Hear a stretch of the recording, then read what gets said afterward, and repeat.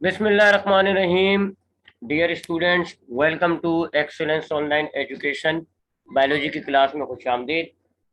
Biology में तीसरा chapter हमारा चल रहा था, इसका नाम है कोऑर्डिनेशन एंड कंट्रोल।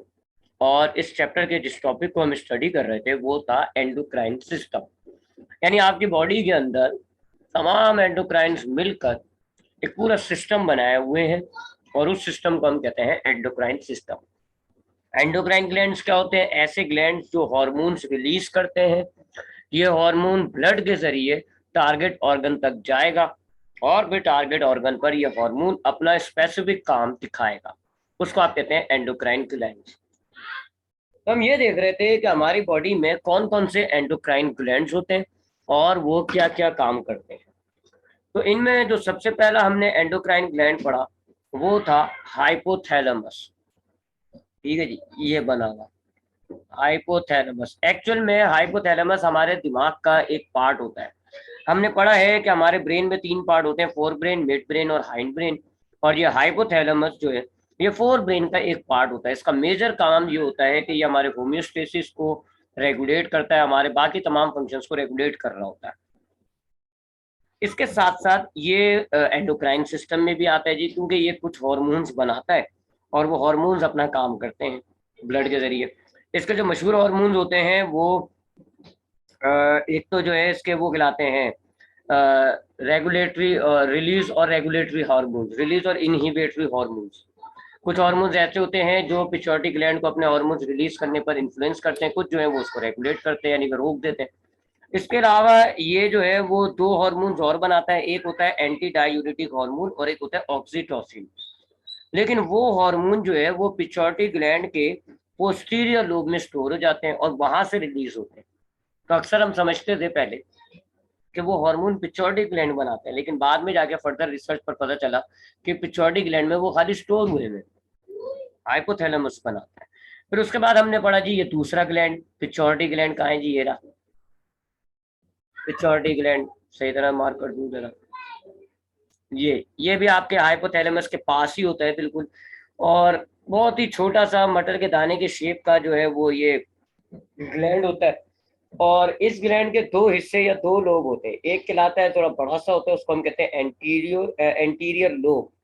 उसको हम एडिनो हाइपोफाइसिस भी कहते हैं। काफी हार्मोन्स बनाता है ये, जिसमें से मैंने आपको बताया एक था सोमैटोट्रोपिक हार्मोन जो आपकी जिस्म में आपकी बॉडी में ग्रोथ कंट्रोल करता है। एक होता है थायराइड स्टिमुलेटिंग हार्मोन, ये थायराइड ग्लैंड को स्टिमुलेट करता है ताकि वो अपने हार्मोन्स बनाए और रिलीज करे। एक होता है एड्रीनोकॉर्टिकोट्रोपिक हार्मोन, ये आपके एड्रीनल ग्लैंड को इन्फ्लुएंस करेगा ताकि एड्रीनल ग्लैंड अपने हार्मोन बनाकर रिलीज करे। उसके बाद एक होता है फोलेसाइल स्टिमुलेटिंग हार्मोन, ये गोनेट्स को इन्फ्लुएंस करता है ताकि वो गैमेट्स बनाए। एक होता है ल्यूटिनाइजिंग हार्मोन, ये सेक्स हार्मोन्स को रिलीज करवाता है। एक होता है प्रोलैक्टिन, फीमेल हार्मोन होता है, ये मेमोरी ग्लैंड्स को इन्फ्लुएंस करता है कि जी वो मिल्क प्रोड्यूस करें। एक होता है मिलेनोसाइट स्टिमुलेटिंग हार्मोन, ये हमारी स्किन में जो मेलिनोसाइट नाम के सेल्स होते हैं उनको स्टिमुलेट करता है कि वो मेलेनिन बनाए। ये एंटीरियर लोब के जो है वो हार्मोन्स थे। इसी तरह जो पोस्टीरियर लोब है, अभी मैंने आपको बताया कि पोस्टीरियर लोब कोई हार्मोन नहीं बनाता, बल्कि जो हाइपोथैलेमस ने दो हार्मोन बनाए हैं, एक एंटी डायूरेटिक हार्मोन और एक ऑक्सीटोसिन। ये दोनों हार्मोन्स पोस्टीरियर लोब में स्टोर हो जाते हैं और वहां से रिलीज होते हैं। ऑक्सीटोसिन क्या काम करता है जी, ये फीमेल हार्मोन है और फीमेल में जो यूट्रस होती है चाइल्ड बर्थ के दौरान उस यूट्रस में कंट्रैक्शन पैदा करता है जिसको हम कहते हैं लेबर पेन। और एक होता है एंटी डायूरेटिक हार्मोन, इसको हम वैसोपेरेसिन भी कहते हैं। इस हार्मोन की वजह से नेफ्रॉन्स जो है वो कलेक्टिंग डक्ट के मकाम पर रीअब्जॉर्प्शन ऑफ वाटर करते हैं। तो जब भी आपके पानी की कमी होगी तो ये हार्मोन नेफ्रॉन को इन्फ्लुएंस करेगा कि वो वाटर रीअब्जॉर्ब कर ले, यूरिन में से वापस रीअब्जॉर्ब कर ले। ये था पिट्यूटरी ग्लैंड। उसके बाद हमने पढ़ा जी ये वाला ग्लैंड जो हमारे गले में पाया जाता है इसको हम कहते हैं थायराइड ग्लैंड। बटरफ्लाई शेप का ये ग्लैंड होता है, हमारी नेक में पाया जाता है और ये दो हार्मोन्स बनाता है। एक कहलाता है थायरोक्सिन और एक कहलाता है कैल्सिटोनिन। थायरोक्सिन जो है वो दो किस्म का होता है, एक होता है ट्राई आयोडोथायरोनिन और एक होता है टेट्रा आयोडोथायरोनिन। ये दोनों जो थायरोक्सिन होते हैं वो दो होते दोनों है, बस एक में 3 आयोडीन लगे हुए होते हैं, एक में 4 आयोडीन लगे हुए होते हैं। ट्राई आयोडोथायरोनाइन और एक टेट्रा आयोडोथायरोनिन। तो बस इतना सा फर्क है 3 और 4 आयोडीन का, बस अदरवाइज दोनों का काम एक ही होगा। थायरोक्सिन क्या करता है जी, ये हमारे सेल्स के जितने भी मेटाबॉलिज्म होते हैं, मेटाबॉलिक रिएक्शंस होते हैं, उनको रेगुलेट करता है, उनके रेट को कम ज्यादा करता है, जिससे क्या होगा जी, आपकी फिजिकल और मेंटल ग्रोथ इंप्रूव होती है। बच्चों में ये हार्मोन बहुत ही अहमियत का हामिल है, क्योंकि बच्चों के अंदर दोनों किस्म की ग्रोथ हो रही होती है, फिजिकल ग्रोथ भी हो रही होती है और मेंटल ग्रोथ भी होती है। तो बच्चों में अगर ये हार्मोन कम हो जाएगा तो उनकी फिजिकल ग्रोथ भी खराब होगी और उनकी मेंटल ग्रोथ भी मुतासिर होती है। एक और आपको बात बताई थी मैंने, वो ये कि थायरोक्सिन में आपने देखा, चाहे वो ट्राई आयोडोथायरोनिन हो या टेट्रा आयोडोथायरोनिन हो, दोनों में आयोडीन की जरूरत होती है। और ये आयोडीन जो है हम अपनी ग़िज़ा से हासिल करते हैं, फूड से हासिल करते हैं। तो आपके फूड में जो आयोडीन होगा वो जरूरी होगा इस ग्लैंड के लिए, ताकि ये थायरोक्सिन बनाए। अगर आपके ग़िज़ा में, आपके फूड में आयोडीन नहीं होगा तो थायरोक्सिन जो है वो नहीं बन पाएगा, और थायरोक्सिन की कमी हो जाएगी तो बच्चों में फिजिकल मेंटल ग्रोथ मुतासिर हो जाएगी, काफी हद तक मुतासिर हो जाती है। और दूसरा जो थायराइड का जो दूसरा हार्मोन था वो था कैल्सिटोनिन। कैल्सिटोनिन क्या करता है जी, आपके ब्लड में अगर कैल्शियम ज्यादा होगा, और वो कैसे ज्यादा होगा जी, आप खाने में अगर बहुत ज्यादा कैल्शियम खाएंगे तो आपके खून में कैल्शियम का लेवल बहुत ज्यादा हो जाएगा। तो उस टाइम पर ये थायरोक्सिन, ये थायराइड से एक दूसरा हार्मोन निकलता है जिसको हम कहते हैं कैल्सिटोनिन। और ये कैल्सिटोनिन क्या करता है, आपके ब्लड में से कैल्शियम को लेकर बोन्स में डिपॉजिट करा देगा, बोन्स में जमा करा देगा। इससे क्या होगा जी, दो बातें हो जाएंगी इससे, एक आपके खून, आपके जिस्म के अंदर कैल्शियम स्टोर हो गया, दूसरा आपकी हड्डियां मजबूत हो गई। ठीक है जी। तो ये हमने एक बीमारी में भी पढ़ा था कि जी अगर ये हार्मोन कम हो जाएगा तो इससे जो है हमारे हमारे इन्फ्लुएंस होगा जी, और हमारे जो है वो हमारी हड्डियां कमजोर हो जाएंगी वगैरह वगैरह। तो कैल्सिटोनिन बड़ा अहम, हड्डियों के एतबार से बड़ा अहम होता है। इसकी वजह से आप अगर खाने में आयोडीन खाएं और अगर ये हार्मोन ना हो तब भी आपकी हड्डियां मजबूत नहीं होंगी। ये हार्मोन जरूरी है आपके ब्लड में से कैल्शियम को हड्डियों में जमा कराने के लिए। और एक और बात बताई थी मैंने आपको पहले भी, कि ये हार्मोन भी विटामिन डी की मौजूदगी में काम करता है। तो आपकी हड्डियों में कैल्शियम जमा करके उनको मजबूत करने के लिए तीन चीजें चाहिए होती है, एक आपके डाइट में कैल्शियम, दूसरा ये कैल्सिटोनिन हार्मोन, और तीसरा विटामिन डी। अब आते हैं जी, ये दो हार्मोन, तीन हार्मोन, सॉरी तीन ग्लैंड तो हमने पढ़ लिए थे। अब हमारे पास जो नेक्स्ट ग्लैंड है वो है पैराथायरॉइड ग्लैंड। पैराथायरॉइड ग्लैंड कहाँ है जी, ये रहा। ये हमारी जो है, ये हमारे जो है समझ लें थायराइड के सामने मौजूद होता है, गोल, यानी कि बिल्कुल छोटे छोटे से पीस साइज के होते हैं, ये मटर के दाने के बराबर होते हैं। मटर का जो दाना होता है उसके शेप में होते हैं। जैसे कि अगर ये थायराइड ग्लैंड है हमारा, तो यहाँ लगे होंगे चार, होंगे ये, एक दो तीन चार, ऐसे फोर होते हैं, ये चार होते हैं, या दो पेयर कह लें या चार थायराइड ग्लैंड कह लें। और आपके, सॉरी पैराथायराइड ग्लैंड कह लें, और ये आपके थायराइड के लोब्स के सामने लगे हुए होते हैं, यानी गले में पाए जाते हैं ये भी। तो यूं समझ लो, आपके गले में आपके थायराइड ग्लैंड है और उसके हर लोब पर एक एक पैराथायराइड ग्लैंड लगा हुआ है। ये जो हार्मोन रिलीज करता है उसको हम कहते हैं पैराथायरॉइड हार्मोन, और ये कैल्सिटोनिन का उल्टा काम करता है। कैल्सिटोनिन का हमने काम क्या पढ़ा जी अभी, कैल्सिटोनिन, कि आपके ब्लड में अगर कैल्शियम होगा तो ये क्या करेगा, कैल्सिटोनिन आपके कैल्शियम को जमा कराएगा किसमें, बोन्स के अंदर, और आपकी बोन्स मजबूत हो जाएंगी।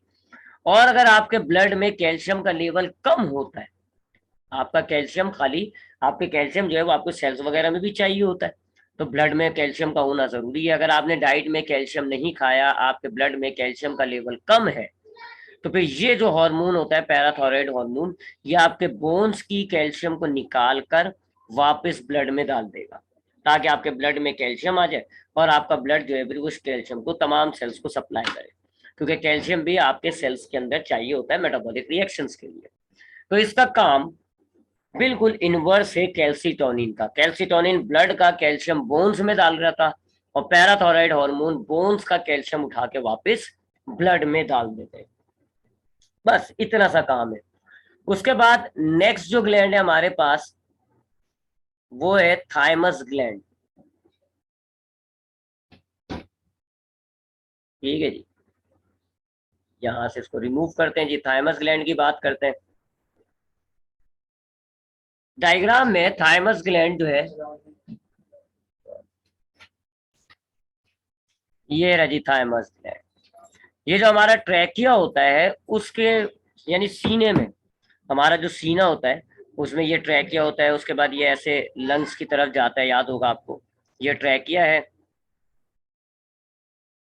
ठीक है जी, और ट्रैकिया से फिर नीचे दो ब्रांचेस होती हैं, और उन दो ब्रांचेस को हम कहते हैं ब्रोंकाई। एक को हम कहेंगे ब्रोंकस, और एक एक ब्रोंकस जो है आपके लंग्स में एंटर हो जाती है।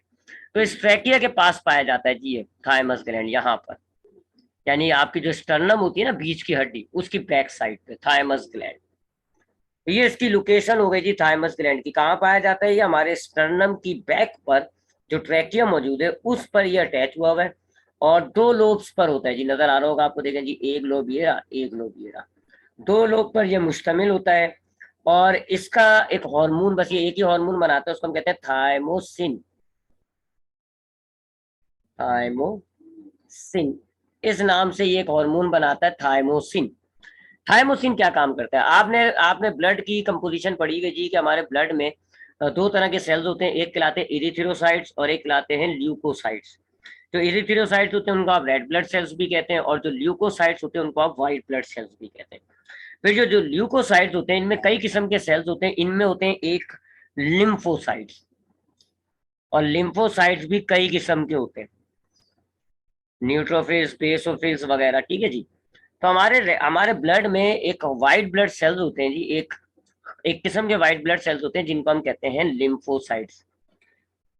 तो ये जो थाइमोसिन हार्मोन होता है, ये जो थाइमोसिन हार्मोन होता है, ये आपके लिम्फोसाइट्स को बनवाता है, डेवलपमेंट करवाता है, इनकी डेवलपमेंट को इनिशिएट करवाता है। और जब ये डेवलप हो जाते हैं तो उनके बाद, क्योंकि लिम्फोसाइट्स भी अलग अलग किस्म के होते हैं, तो हर लिम्फोसाइट को अलग अलग करना भी इसी का काम होता है। तो थाइमोसिन के दो काम होते हैं। पहला, ये आपके ब्लड में स्टिमुलेट करेगा कि जी था ये जो लिम्फोसाइट है ये डेवलप हो। रेड रेड ब्लड सेल्स के ये बड़े काम के सेल्स होते हैं ये लिम्फोसाइट्स। ये आपके पैथोजेंस को खत्म करते हैं, आपको बीमारी से बचाते हैं। ये जो बैक्टीरिया वगैरह आपकी बॉडी में आ जाता है, उनको खाने का, इंजेस्ट करने का काम इन्हीं का होता है, लिम्फोसाइट्स का। तो ये जो हमारे लिम्फोसाइट्स होते हैं, इनको ना सिर्फ ये डेवलप कराता है थाइमोसिन, बल्कि डेवलप होने के बाद इन लिम्फोसाइट्स को अलग अलग कैटेगरी में जो डिफ्रेंशिएशन होती है वो भी यही करता है, थाइमोसिन। अब थाइमोसिन के बाद हमारा नेक्स्ट ग्लैंड है जी ये पेंक्रियास। अब पेंक्रियास जो है, हमने पढ़ा हुआ है डाइजेस्टिव सिस्टम में कि जो पेंक्रियास होता है ये एक हार्मोन बनाता है, बल्कि एक नहीं, तीन हार्मोन, ये जूस बनाता है जिसको हम कहते हैं पेंक्रियाटिक जूस। और इसमें तीन हार्मोन होते हैं जी, एमाइलेज, ट्राइप्सिन और लाइपेज।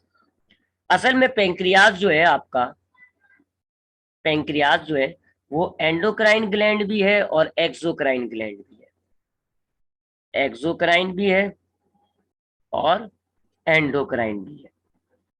एक्सोक्राइन क्या होता है, एंडोक्राइन क्या होता है, ये मैं आपको बता चुका हूँ। एक्सोक्राइन ग्लैंड्स होते हैं जी, ऐसे ग्लैंड्स को कहा जाता है जो इंजाइम्स बनाते हैं, और ये इंजाइम्स डक्ट के जरिए, एक नाली के जरिए अपने टारगेट ऑर्गन तक जाते हैं। ठीक है जी। जबकि एंडोक्राइन ग्लैंड्स क्या होते हैं जी, ऐसे ग्लैंड्स जो कि हार्मोन्स बनाते हैं, और वो अपने टारगेट ऑर्गन तक ब्लड के जरिए जाते हैं। अब पेंक्रियास दोनों काम कर रहा है। पेंक्रियास एक जूस बनाता है जिसको हम कहते हैं पेंक्रियाटिक जूस, और उस जूस में तीन एंजाइम्स होते हैं, माइलेज, ट्राइप्सिन, लाइपेज।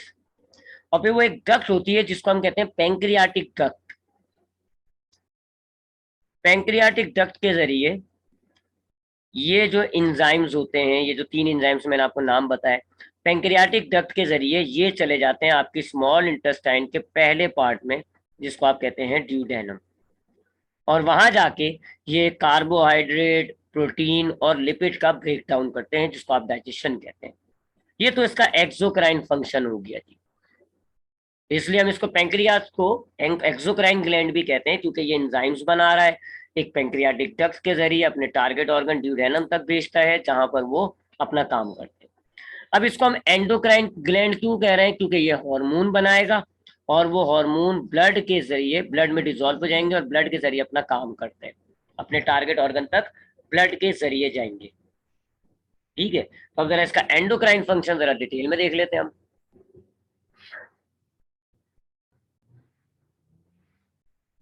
ठीक है जी, तो जरा इसका एंडोक्राइन फंक्शन हम डिटेल में देख लेंगे कि ये कौन से हार्मोन बनाता है और वो कहाँ तक, वो जाहिर बात है हार्मोन बनाएगा, एंडोक्राइन है तो ब्लड के जरिए जाएगा, लेकिन कहाँ जाएगा, क्या एक्शन लेगा जी, वो देख लेते हैं। तो हमारे पास इस पेंक्रियाज में कुछ खास किस्म के सेल्स होते हैं, ग्रुप होता है सेल्स का, उसको हम कहते हैं इसलेट्स ऑफ लिंगरहैंस। ग्रुप होता है ये, पैचिस ऑफ सेल, ऐसे यहाँ ग्रुप होगा एक, उसको हम कहते हैं इसलेट ऑफ लिंगरहैंस। ये हॉर्मोन्स बनाते हैं। असल में इसलेट ऑफ लिंगरहैंस में भी दो किस्म के सेल्स होते हैं, एक कहलाते हैं अल्फा सेल्स और एक कहलाते हैं बीटा सेल्स। अल्फा सेल्स जो हार्मोन बनाते हैं उसको हम कहते हैं ग्लूकागॉन, ग्लूकागॉन। और ये जो बीटा सेल्स हैं ये जो हार्मोन बनाते हैं इसको हम कहते हैं इंसुलिन। हार्मोन्स बन गए और ये दोनों फिर किस में चले जाते हैं, ब्लड में चले जाते हैं जी। ब्लड के जरिए अपने टारगेट ऑर्गन तक जाके अपना काम करेंगे, ये वाला भी और ये वाला भी, दोनों ब्लड में डिजोल्व हो जाते हैं जी, और ब्लड के जरिए अपने टारगेट ऑर्गन तक जाकर अपना काम करते हैं। तो इसलिए हमने पेंक्रियास को एक एंडोक्राइन ग्लैंड कहा। तो ये मैं आपको इसका एंडोक्राइन फंक्शन बता रहा हूँ। तो हमारे पास जो पेंक्रियास है इसके अंदर कुछ खास किस्म के पैचेस हैं सेल्स के, जिनको हम कहते हैं इसलेट्स ऑफ लिंगरहैंस। दो तरह के सेल्स होते हैं इनमें, एक होते हैं अल्फा सेल्स, एक होते हैं बीटा सेल्स। अल्फा सेल्स बनाते हैं जी ग्लूकागॉन और बीटा सेल्स बनाते हैं इंसुलिन, दोनों ब्लड में आ जाते हैं। अब व्हाट इज द फंक्शन, इनका फंक्शन क्या होता है। ग्लूकागॉन क्या करता है जी, पहली बात है कब काम करता है, ये दोनों जो है बहरहाल आपके ब्लड के अंदर ग्लूकोज के लेवल को मेंटेन करेंगे, ग्लूकोज लेवल को बरकरार रखते हैं, मेंटेन करते हैं। कैसे जी, मैं भी आपको बता देता हूँ।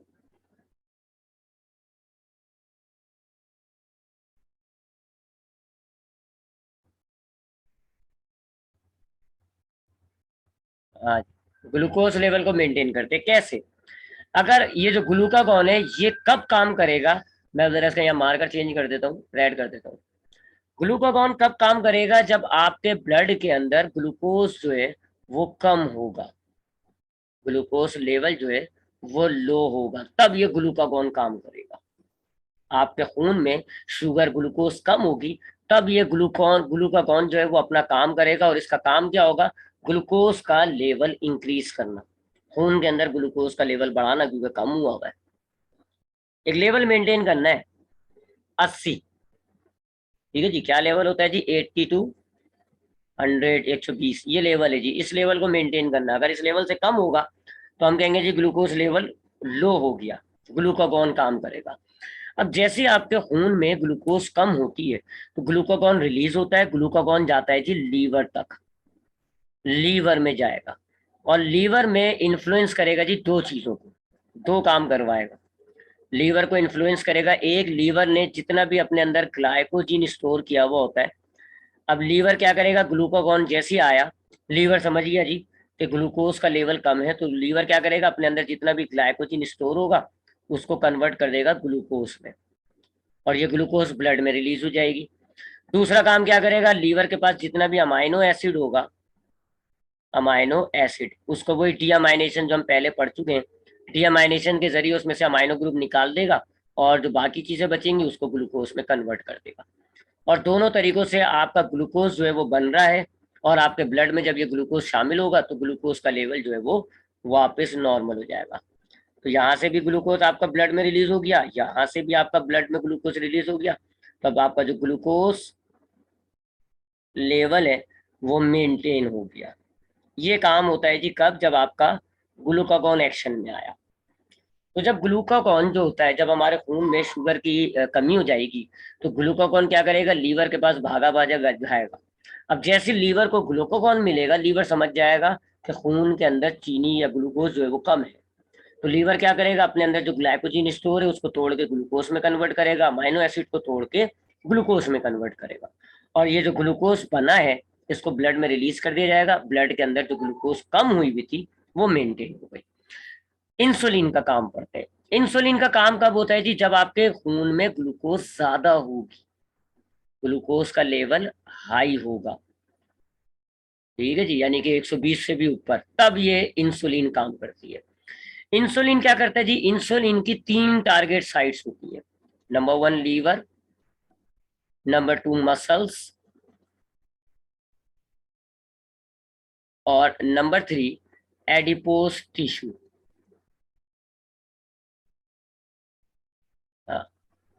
एडिपोज टिश्यू, एडिपोज टिश्यू क्या होते हैं? जहाँ फैट स्टोर हुई हुई होती है। इन 3 जगहों पे जाएगा इंसुलिन। इंसुलिन लीवर में जाके जैसे ही इंसुलिन लीवर को मिलेगा, लीवर समझ जाएगा जी कि ग्लूकोज जो है वो हाई हुई हुई है। लिहाजा लीवर क्या करेगा? ब्लड में से ग्लूकोज को लेगा, एब्जॉर्ब करेगा, और उसको कन्वर्ट कर देगा ग्लाइकोजिन में, और अपने अंदर स्टोर कर लेगा। जितना भी खून में ग्लूकोज ज्यादा है ना, लीवर ने जैसे देखा इंसुलिन आया है, लीवर समझ गया भाई इसका मतलब क्या है, खून में ग्लूकोज ज्यादा हुई हुई है। तो लीवर क्या करेगा? खून में से ग्लूकोज को एब्सॉर्ब करेगा और फिर उसको कन्वर्ट कर देगा ग्लाइकोजिन में, और ग्लाइकोजिन की सूरत में अपने अंदर स्टोर कर देगा। मसल्स के पास जैसी मसल्स के पास जैसी ये इंसुलिन जाएगा, मसल समझ जाएगा कि जी ग्लूकोज का लेवल हाई हुआ है। मसल्स क्या करेगा? ग्लूकोज को एब्सॉर्ब करेगा, इसमें नाइट्रोजन शामिल करके इसको अमाइनो एसिड और प्रोटीन में कन्वर्ट करके अपने अंदर स्टोर कर लेगा। अमाइनो एसिड में कन्वर्ट करेगा, फिर अमाइनो एसिड को मिला के प्रोटीन बनाएगा, और प्रोटीन की शक्ल में अपने अंदर स्टोर कर लेगा। और जब एडिपोज टिश्यू के पास ये इंसुलिन जाएगा, एडिपोज टिश्यू क्या करेगा जी? ब्लड में से ग्लूकोज को एब्सॉर्ब करेगा, और उसकी कंपोजिशन को चेंज करके उसको कन्वर्ट कर देगा लिपिड्स के अंदर, और लिपिड्स की सूरत में कन्वर्ट करके अपने अंदर स्टोर कर देगा। तो तीनों ने क्या किया? ब्लड को एब्जॉर्ब किया, लीवर ने उसको ग्लाइकोजिन में कन्वर्ट कर दिया, मसल्स ने उसको अमाइनो एसिड में कन्वर्ट कर दिया, एडिपोज ने उसको लिपिड्स में कन्वर्ट कर दिया। तीनों काम से क्या हुआ? हमारे ब्लड के अंदर जो ग्लूकोज था उसका लेवल मेंटेन हो गया जी। हाई हुआ था, कम होके वापस ग्लूकोज मेंटेन हो गया। ये जो हमारी डायबिटिक बीमारी है ना, डायबिटिक मेलाइटस, उसमें इसी का ही मसला आ जाता है, इंसुलिन का। जिससे क्या होता है जी? हमारे अगर ग्लूकोज का लेवल हाई होगा, तो हमारे ये liver, muscle cells, adipose tissue, इनका ये सारा काम खराब हो जाएगा, क्योंकि इंसुलिन ही नहीं है। लेकिन वो जो हमारे पास पेंक्रियाटिक डिसऑर्डर, ये जो एंडोक्राइन सिस्टम से रिलेटेड या हॉर्मोन्स से जो रिलेटेड डिसऑर्डर हैं, उनको हम सेपरेट पढ़ेंगे जी सबका। ठीक है, अभी मैं एक एक, पहले तो मैं आपको हार्मोन्स बता रहा हूँ, उनके काम बता रहा हूँ, फिर एक साथ पढ़ेंगे जी कि कोई हार्मोन अगर कम हो गया उसका क्या इन्फ्लुएंस पड़ता है, उस डिसऑर्डर को हम क्या कहते हैं, वो हमारा बात का टॉपिक है। ये हो गया जी पेंक्रियास। ठीक है जी। अब पेंक्रियास के बाद नेक्स्ट है जी हमारे पास ये एड्रिनल ग्लैंड। ठीक है जी, एड्रिनल ग्लैंड पर आते हैं। पॉइंटर नजर नहीं आ रहा, ये रहा।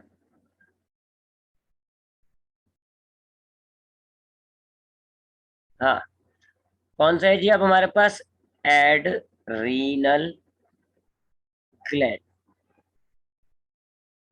ठीक है जी, एड्रिनल ग्लैंड की बात करते हैं। एड्रिनल ग्लैंड कहाँ होता है? पहले जरा ये देख भैया, एड्रिनल ग्लैंड कहाँ होता है जी? पहली बात है, ये पेयर ग्लैंड है, यानी इसका एक जोड़ा पाया जाएगा आपके पास। आपकी बॉडी में 2 एड्रिनल ग्लैंड होते हैं जी। कहाँ होते हैं? Upper side of kidney. दोनों जो किडनीज हैं उनके ऊपरी हिस्से पर मौजूद होते हैं, अपर साइड ऑफ किडनीज। तो 2 किडनीज हैं, दोनों किडनीज के ऊपर लगा हुआ होगा, तो ये एड्रिनल ग्लैंड हो जाएगा। जैसे कि सपोज करें जी, ये हमारे पास एक किडनी है, ये हमारे पास दूसरी किडनी है जी। ठीक है जी। तो यहाँ जो है, ये ऐसे यहाँ पर ऐसे पाया जाएगा, यहाँ पर मौजूद होगा जी एड्रिनल ग्लैंड, यहाँ मौजूद होगा जी एड्रिनल ग्लैंड। ये 2 एड्रिनल ग्लैंड हो गए जी, ये यहाँ पर और ये यहाँ पर। अगर एड्रिनल ग्लैंड को लेके अगर हम काटें, तो ऐसा कौन शेप का होता है जी, जिस जिसके 2 पार्ट होते हैं? एक ये आउटर पार्ट होता है, ठीक है जी, जिसको मैंने जरा डार्क कर दिया, ये आउटर पार्ट होता है, इसको हम कहते हैं कॉर्टेक्स। ये आउटर पार्ट है, ये कहलाएगा एड्रीनल कॉर्टेक्स। और एक इंटरनल पार्ट नजर आ रहा है आपको अंदर का, इसको हम कहते हैं एड्रीनल मेड्यूला, एड्रीनल कॉर्टेक्स और एड्रीनल मेड्यूला। तो हमारे पास एक पेयर है एड्रीनल ग्लैंड का, हर किडनी के ऊपर मौजूद है, और इसके दो रीजन है, दो रीजन है जी, टू रीजन्स। जो बाहर वाला हिस्सा होता है एड्रीनल ग्लैंड का, उसको हम कहते हैं,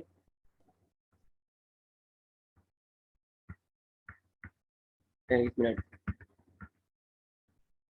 पॉइंटर टूटेंगे, हाँ, जो बाहर वाला हिस्सा होगा उसको हम कहेंगे एड्रीनल कॉर्टेक्स, जो अंदर वाला हिस्सा होगा उसको हम कहेंगे एड्रीनल मेडुला। दोनों हॉर्मोन्स बनाते हैं, दोनों हार्मोन बनाते हैं, एड्रीनल कॉर्टेक्स भी और एड्रीनल मेडुला भी। तो देखते हैं पहले एड्रीनल कॉर्टेक्स कौन से हार्मोन बनाता है, यानी बाहर वाला जो हिस्सा है एड्रीनल कॉर्टेक्स। एड्रीनल कॉर्टेक्स जो होता है ये आपके तीन हार्मोन बनाता है। एड्रीनल कॉर्टेक्स जो है वो तीन हार्मोन बनाएगा, उसमें से पहला हार्मोन होता है कॉर्टिसोल। पहला हार्मोन होगा कॉर्टिसोल, ये फर्स्ट हार्मोन होगा जी। दूसरा हार्मोन होगा जी एल्डोस्टेरॉन,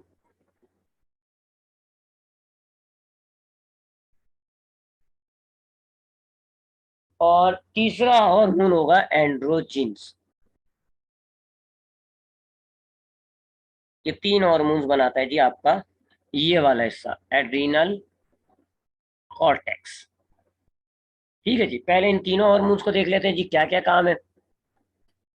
कॉर्टिसोल की बात करते हैं। कॉर्टिसोल जो है ये कब एक्शन करता है जी, ये हार्मोन जब आपके मसल्स के अंदर सूजन पैदा हुई हुई होती है। आपके जो मसल्स हैं, पीछे चोट वगैरह लगने से आपके मसल्स में इन्फ्लेमेशन आ जाती है, सूजन आ जाती है, दर्द भी हो रहा होगा, सूजन भी आ रही होगी। उस वक्त ये टारगेट ऑर्गन इसका क्या हो जाएगा जी, इन्फ्लेमेटरी मसल्स, और ये वहां जाके काम करेगा। अब चूंकि मसल्स का साइज बड़ा हुआ है मसल्स का साइज बड़ा हुआ है तो ये वहां जाएगा, और वहां का जो प्रोटीन होगा पहले उसको अमाइनो एसिड में कन्वर्ट करेगा। फिर ये अमाइनो एसिड लीवर में जाएंगी, और लीवर में जाके ये अमाइनो एसिड डीअमाइनेशन के जरिए प्रोटीन से, अमाइनो एसिड से ग्लूकोज में कन्वर्ट हो जाएंगी। इससे क्या होगा, मसल्स के अंदर प्रोटीन की कमी हो जाएगी, जिससे मसल्स का साइज वापस कम होकर इन्फ्लेमेशन खत्म हो जाएगी। तो इसका काम क्या हो गया जी, कि अगर आपके पास एक इन्फ्लेमेटरी मसल्स है, एक सूजा हुआ मसल्स, तो वहां ये उसकी टारगेट साइट होती है, कॉर्टिसोल वहां जाता है, वहां जाके जो उनका प्रोटीन होगा उनको कन्वर्ट करेगा अमाइनो एसिड में, अमाइनो एसिड में कन्वर्ट करेगा। फिर ये अमाइनो एसिड आपके लीवर तक जाएंगी जी, और लीवर में इनका होगा जी डीअमाइनेशन। आपको याद होगा डीअमाइनेशन तो मैंने आपको पढ़ाया हुआ है।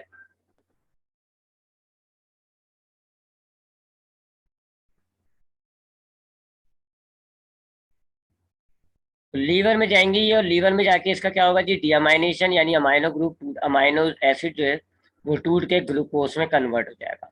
इससे क्या हो गया, आपके मसल्स के अंदर प्रोटीन थोड़ा कम हो जाएगा, जिससे सूजे हुए मसल्स का साइज कम हो जाएगा।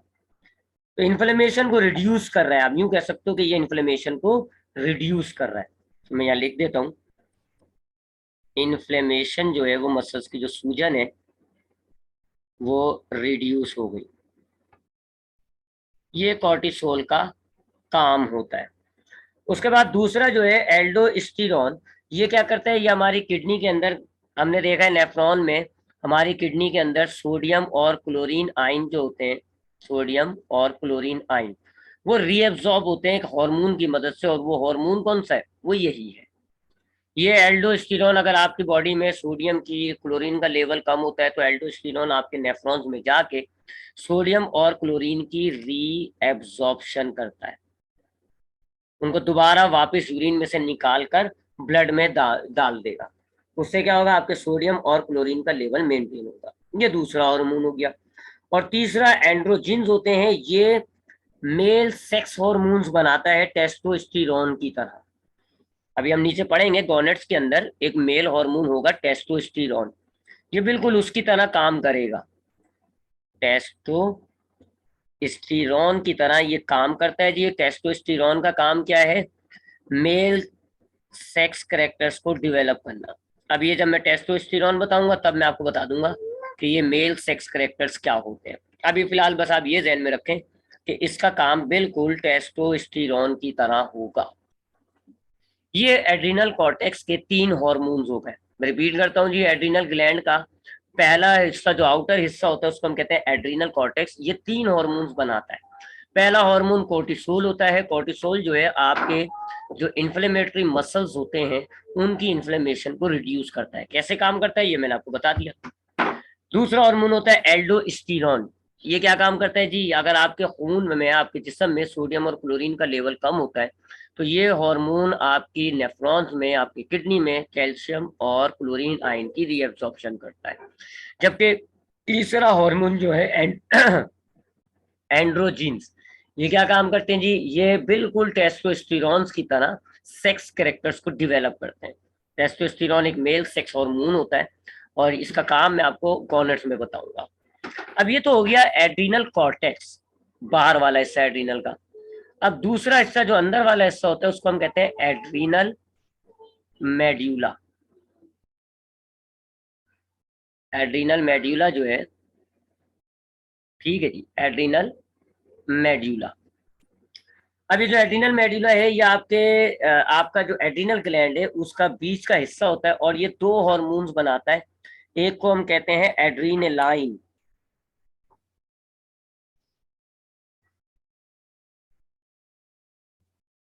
एड्रीनलाइन, इनको हम एपिनेफ्रिन भी कहते हैं।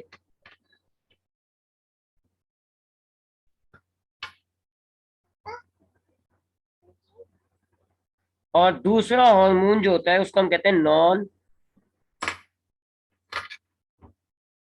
नॉन एड्रीनलाइन या नॉन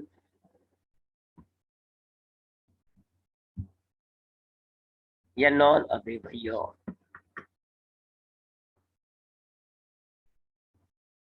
ठीक है जी, इसको हम नॉन एड्रीनलाइन भी कहते हैं और नॉन एफिनेफ्रिन भी कहते हैं। तो एड्रिनल मेड्यूला ये 2 हार्मोन बनाएगा, एक कहलाएगी एड्रिनलाइन और एक कहलाएगा नॉन एड्रिनलाइन। इन दोनों हार्मोन्स को हम इमरजेंसी हार्मोन भी कहते हैं। क्यों कहते हैं जी, क्योंकि ये इमरजेंसी सिचुएशंस के अंदर,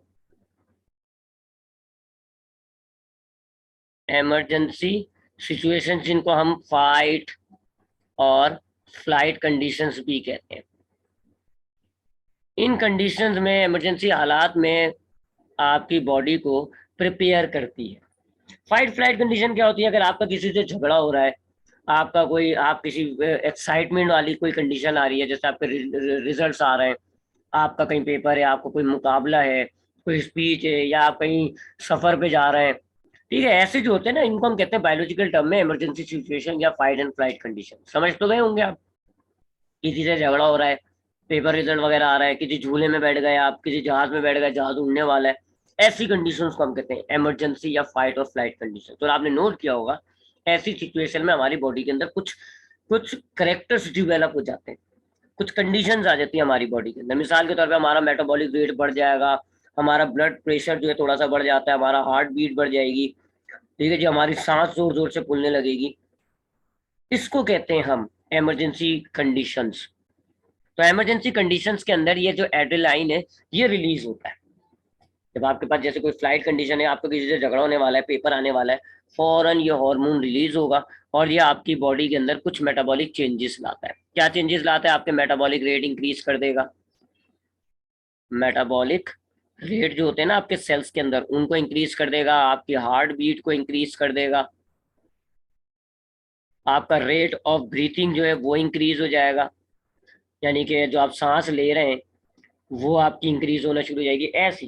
तो आपका जोर जोर से सांस फूलने लग जाएगा, आप जोर जोर से सांस लेने लगेंगे, आपका दिल तेज तेज धड़कने लगेगा, आपका मेटाबॉलिक रेट बढ़ जाएगा, आपका ग्लूकोज वगैरह जो है दरदन दरदन यूज हो रहा होगा। इसको हम कहते हैं इमरजेंसी कंडीशंस के अंदर बॉडी को प्रिपेयर करना। ये सारी कंडीशंस की है किसने जी, एड्रीनल लाइन ने। ये बड़ा कॉमन सा होता है, अक्सर आप देखिएगा ये चीज होती है। और ये जो दूसरा हार्मोन है नॉन एड्रीनलाइन, ये भी बिल्कुल उसी तरह एड्रीनलाइन की तरह आपकी जो इमरजेंसी सिचुएशन होती हैं, जो फाइट और फ्लाइट कंडीशन होती हैं, उसी की तरह ये भी वही काम करेगा। ये भी आपके मेटाबॉलिक रेट, हार्ट बीट वगैरह इमरजेंसी सिचुएशन में करता है। बस इसका असल काम क्या होता है, प्राइमरी फंक्शन क्या होगा, ये आपके ब्लड प्रेशर को मेंटेन करेगा। ऐसा ना हो ना हार्ट बीट के चक्कर में ब्लड प्रेशर आपका ज्यादा हो जाए और आप प्यारे हो जाओ उन लोगों को। तो ये आपके ब्लड प्रेशर को सस्टेन करता है, मेंटेन करेगा, मेंटेन करेगा आपका ब्लड प्रेशर। क्योंकि एड्रेनालाइन ने जो हरकतें की हैं, एड्रेनालाइन ने आपके मेटाबॉलिक रेट को बढ़ा दिया, हार्ट बीट को बढ़ा दिया, आपकी रेट ऑफ ब्रीथिंग बढ़ गया, तो ऑब्वियसली बात है जी ब्लड प्रेशर आपका इंक्रीज होगा। तो अब ये जो दूसरा हार्मोन है नॉन एड्रेनालाइन, ये क्या करेगा, आपके ब्लड प्रेशर को मेंटेन करेगा। यूं आपकी बॉडी में एक झगड़ा, फाइट फ्लाइट कंडीशन से निपटने के लिए, इमरजेंसी सिचुएशन से निपटने के लिए, बायोलॉजिकल टर्म में हम कहते हैं कि आपकी बॉडी तैयार हो गई है।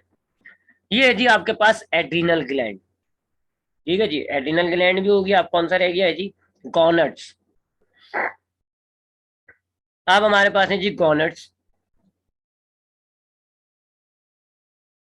गॉनड्स, गॉनड्स दो किस्म के होते हैं जी। ये उन ऑर्गनों में से हैं जो मेल के अंदर अलग होते हैं, फीमेल में अलग होते हैं। तो दोनों का हमें स्टडी करना पड़ेगा। मेल का गॉनड कहलाता है टेस्टिस और फीमेल का गॉनड कहलाता है ओवरीज। तो पहले मेल गॉनड की बात कर लेते हैं जी। अच्छा, पहली बात है गॉनड्स होते क्या है। गॉनड्स ऐसे ऑर्गन्स होते हैं जो गैमेट्स को फॉर्म करेंगे, गैमेट्स बनाते हैं, गैमेट्स फॉर्मेशन करते हैं ये। मेल के अंदर अलग गॉनेट होता है जी, वो मेल गैमेट बनाएगा। फीमेल के अंदर अलग गॉमेट गॉनेट होता है, वो फीमेल गैमेट बनाएगा। ये गैमेट्स रिप्रोडक्शन पर हमारा अगला चैप्टर है, वहां हम जरा इसको डिटेल में देख लेंगे। गैमेट फॉर्मेशन अभी बहरहाल हमारा टास्क नहीं है। अब अभी हमारा टास्क है हार्मोन से रिलेटेड। ठीक है, बहरहाल मैं आपको बता रहा हूँ गॉनेट्स क्या होते हैं। ऐसे ऑर्गन्स होते हैं जो गैमेट्स बनाएंगे। मेल गॉनेट जो है वो टेस्टिस कहलाता है और ये मेल गैमेट बनाता है, स्पर्म्स कहते हैं। फीमेल गॉनेट जो है वो ओवरीज कहलाता है और ये फीमेल गैमेट्स बनाते हैं जिनको हम कहते हैं ओवरीज। ठीक है जी। अब ये कैसे होते हैं, क्या दिखते हैं, गैमेट्स कैसे बनाते हैं, ये अगले चैप्टर में हमें पढ़ना है। अभी हमें ये देखना है कि ये जो मेल गॉनेट है टेस्टिस, ये गैमेट्स बनाने के साथ साथ एक हार्मोन भी बनाता है जिसको हम कहते हैं टेस्टोस्टेरोन। ठीक है जी।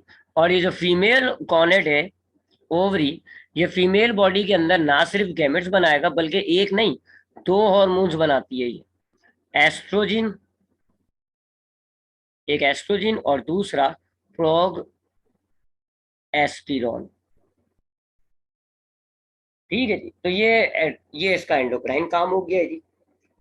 क्या है जी, टेस्टिस जो मेल, ये जो हार्मोन बना रहा है टेस्टोस्टेरोन, इनको इनको हम मेल सेक्स हार्मोन्स भी कहते हैं। और ये क्या करते हैं जी, ये मेल्स के अंदर, लड़कों के अंदर जो सेकेंडरी सेक्सुअल करेक्टर्स होते हैं उनको बनाते हैं। अब सेकेंडरी सेक्सुअल करेक्टर्स क्या होते हैं, कुछ ऐसे करेक्टर्स होते हैं जो कि, यानी कि कुछ ऐसे करेक्टर्स होते हैं, जैसे कि अगर ये करेक्टर्स नहीं बने हुए तो मेल फीमेल दिखने में, अपेरेंस में मॉर्फोलॉजिकली सिमिलर होते हैं। एक बच्चा अगर, जैसे कि एक छोटे, अगर आप 8-9 साल के बच्चे को या बच्ची को ले लें, अगर आप उन दोनों के बच्चों के बाल सेम काट दें तो लड़का लड़की एक जैसे दिखते हैं। लेकिन फिर उसके बाद 14-15 साल की उम्र में कुछ ऐसे करेक्टर्स डिवेलप होना शुरू हो जाते हैं जिसकी वजह से मेल और फीमेल एक दूसरे से डिफ्रेंशिएट होने लग जाते हैं। मेल के अंदर कुछ ऐसे करेक्टर्स डिवेलप होंगे जैसे कि दाढ़ी बन जाएगी, मूछें आना शुरू हो जाएंगी, आवाज थोड़ी भारी हो जाएगी, इससे वो मेल बन जाएगा। और फीमेल के अंदर कुछ ऐसे करेक्टर आ जाएंगे जी, दाढ़ी नहीं उगेगी, मूछें नहीं उगेंगी, आवाज जरा पतली हो जाएंगी, मेमोरी ग्लैंड्स की फॉर्मेशन होती है। ये सारे कहलाएंगे सेकेंडरी सेक्सुअल करेक्टर। सेकेंडरी का मतलब है शुरू में नहीं बने, बाद में बने, एक खास टाइम पीरियड के बाद बने जी, 10-12 साल बाद बने, इसलिए इसको सेकेंडरी कह रहे हैं। और सेक्स करेक्टर्स क्यों कह रहे हैं, क्योंकि ये सेक्स डिफ्रेंशिएट कर देते हैं, मेल को अलग फीमेल को अलग। तो ये जो टेस्टोस्टेरोन है ये तकरीबन 12-13 साल की उम्र में लड़कों में रिलीज होना शुरू हो जाता है और फिर ये लड़कों के सेकेंडरी सेक्सुअल करेक्टर्स बनाता है, जैसे कि उनकी दाढ़ी के बाल आ जाएंगे, उनकी मूछों के बाल आ जाएंगे, उनकी आवाज थोड़ी भारी हो जाती है, मोटी आवाज हो जाती है। जबकि ओवरीज में जी जो दो हार्मोन्स बन रहे हैं, एक है जी एस्ट्रोजिन और एक है प्रोगेस्टेरोन। तो एस्ट्रोजिन का तो पहला एक काम यही हो गया जी, सेकेंडरी सेक्सुअल करेक्टर्स बनाएगा फीमेल के अंदर। उनकी आवाजें पतली हो जाएंगी जी, उनके अंदर बाल ग्रोथ नहीं करेंगे, मूंछों के बाल नहीं आएंगे, दाढ़ी के बाल नहीं आएंगे, ठीक है जी, नाजुकपन आ जाएगा उनके अंदर। इस तरह की जो है ना एस्ट्रोजन जो सेकेंडरी फीमेल कैरेक्टर्स बनाएगा। और ये जो प्रोगेस्टेरॉन होता है, ये जो दूसरा हार्मोन है फीमेल का, ये फीमेल में जो यूट्रस होती है उसको प्रिपेयर भी करेगा और मेंटेन भी करेगा। यूट्रस जो है, अगला मैंने आपको कहा है अगला चैप्टर रिप्रोडक्शन का है, उसमें हमने काफी डिटेल में बात करनी है इन सब चीजों पर। लेकिन मैं हल्का सा बता देता हूँ, यूट्रस जो है फीमेल के अंदर एक ऑर्गन होता है जिसके अंदर जाइगोट इम्प्लांट हो जाएगा, जाइगोट वहां स्टे करता है और फिर वो जाइगोट डिवेलप होके पूरा एक छोटा ऑर्गेनिज्म बनता है। फीमेल में एक ऑर्गन है यूट्रस, जाइगोट उसमें आ जाता है, अटक जाता है, स्टे हो जाता है, फिर जाइगोट अंदर डिवेलप करके पूरा एक ऑर्गेनिज्म बन जाएगा, उसको हम यूट्रस कहते हैं। उस यूट्रस को जाइगोट के लिए तैयार करना, जाइगोट के लिए मेंटेन करना, इस हार्मोन का काम होता है, प्रोगेस्टेरॉन का। तो ये हो गया जी आपके पास मेल और फीमेल के हॉर्मोन्स।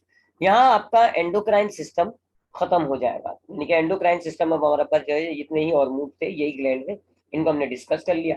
अब इंशाल्लाह नेक्स्ट टाइम नेक्स्ट क्लास में हम ये देखेंगे कि हमारे पास ये जो हॉर्मोन्स हैं इनकी टाइप्स क्या हैं। अभी तो हमने ये देखा ना एंडोक्राइन ग्लैंड्स कौन कौन से हैं, हॉर्मोन्स बना रहे हैं, क्या काम करते हैं। इंशाल्लाह नेक्स्ट क्लास में देखेंगे कि ये हॉर्मोन्स की किस्में कौन कौन सी हैं जी, टाइप्स कौन कौन सी होती है, और ये हॉर्मोन्स काम कैसे करते हैं, प्रॉपर्टीज करेक्टर्स क्या होंगे इनके, काम स्पेसिफिक कैसे होता है इनका, ये इंशाल्लाह अब हम नेक्स्ट क्लास में देखेंगे।